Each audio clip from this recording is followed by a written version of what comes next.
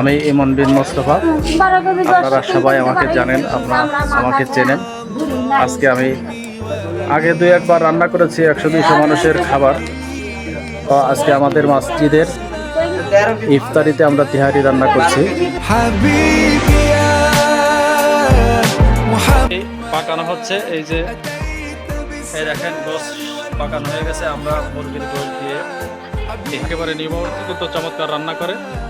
হ্যাঁ, আমি এই যে আর এক চমৎকার, এই যে আর একজন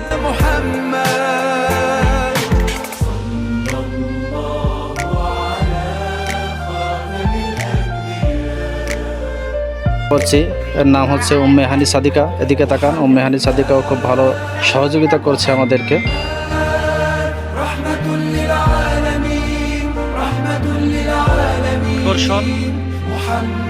এই যে